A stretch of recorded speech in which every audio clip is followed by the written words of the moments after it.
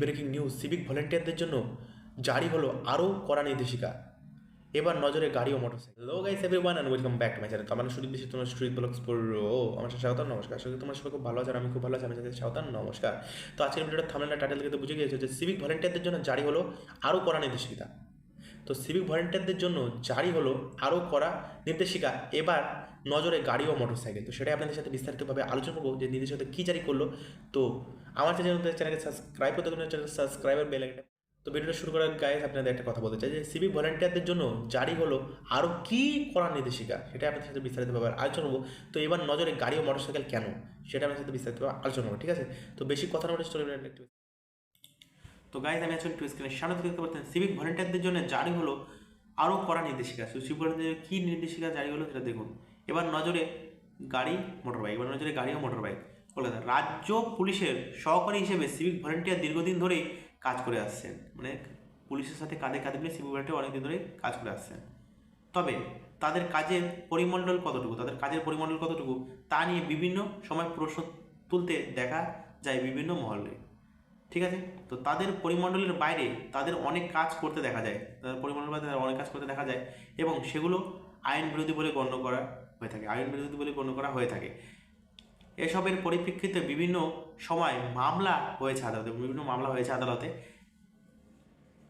বিভিন্ন সময় তাদের কাজের পরিণতি নিয়ে জারি হয়েছে নির্দেশিকা, তাদের বিভিন্ন কাজে নিয়ে জারি করা হয়েছে নির্দেশিকা।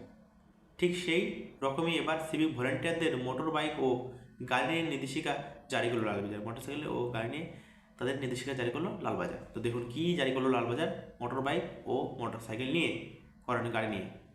সিভিক ভলেন্টিয়ারদের নিয়ে গত কয়েক বছর ধরে আদালত এবং সরকার একের পর এক নির্দেশিকা জারি করলেও কিন্তু তা অধিকাংশ ক্ষেত্রে অমান্য করতে দেখা গিয়েছে বলে অভিযোগ।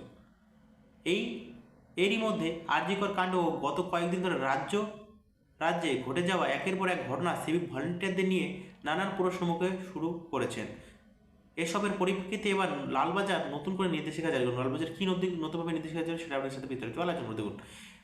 রাজ্য জুড়ে বহু সিভিক ভলেন্টিয়ারদের দেখা গিয়েছে যারা পুলিশ স্টিকার লাগানো মোটরসাইকেল অথবা গাড়ি ব্যবহার করে থাকেন। মানে অনেক সিভিক ভলেন্টিয়ার আছে যারা হলো পুলিশের স্টিকারে পুলিশের গাড়ি চালাচ্ছে, মানে সিভিক ভলেন্টিয়াররা। কিন্তু এমনটা একেবারে আইন বিরোধী।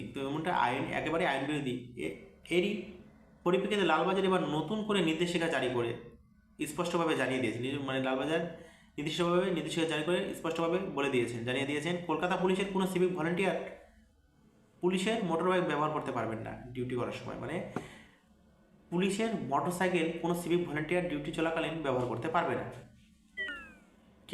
কেবলমাত্র পুলিশের মোটরবাইক ব্যবহার করতে পারবেন না এমন নয়, এর পাশাপাশি ওই নির্দেশিকা জানিয়ে দেওয়া হয়েছে কোন সিভিক ভলেন্টিয়ার তাদের নিজস্ব মোটরবাইককে অথবা গাড়ি পুলিশ স্টিকার লাগাতেও পারবে না। পুলিশ স্টিকার মানে পুলিশের যে স্টিকার হয় ওইটাও লাগাতে পারবে না, মানে যারা সিভিক ভলেন্টিয়ার আছেন।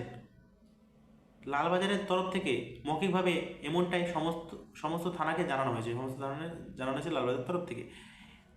আর এই নির্দেশিকার ফলে এবার পুলিশের মোটরবাইক নিয়ে সিভিক ভলেন্টিয়ারদের ঘোরা আপাতত বন্ধ হবে বলে আশা করা হচ্ছে। মানে পুলিশের গাড়ি নিয়ে সিভিক ভলেন্টিয়াররা ঘোরাফেরা বন্ধ হয়েছে, একদমই বন্ধ। সিভিক ভলেন্টিয়ারদের বিরুদ্ধে কেবলমাত্র পুলিশের মোটরবাইক ব্যবহার করার অভিযোগ রয়েছে এমন নয়, এর পাশাপাশি আরও বড় বড় অভিযোগ রয়েছে। মানে মোটরসাইকেল নিয়ে তারা ঘোরাফেরা করে, এরপরে তারা আরও বড় বড় অভিযোগ রয়েছে। যেমন পুলিশের যে কাজ করা দরকার সেই কাজ একজন সিভিক ভলেন্টিয়ার কোনোভাবে হস্তক্ষেপ করতে পারবে না, কিন্তু তাও করা দেখা যায়। এই ধরনের কাজ ঠেকানোর জন্য দিন কয়েক আগে এক দফা নির্দেশিকা জারি করেছিল লালবাজার। আরও এক মৌখিকভাবে হলেও মোটরবাইক ও গাড়ি ব্যবহার নিয়ে জারি হলো নতুন নির্দেশিকা। দেখলেনি তো যে পুলিশের স্টিকার লাগানো বা পুলিশের গাড়ি সিভিক ভলেন্টিয়াররা আর চালাতে পারবে না, ঠিক আছে? আর যদি সিভিক ভলেন্টিয়াররা নিজের গাড়িতে পুলিশের স্টিকার লাগানো গাড়ি চালাতে একদমই নির্দেশিকা জারি করে দিয়েছে যে একদমই চালাতে পারবেন না, ঠিক আছে? তো ডিউটি চলাকালীন পুলিশের গাড়ি চালাতে পারবেন না স্টিকার লাগানো।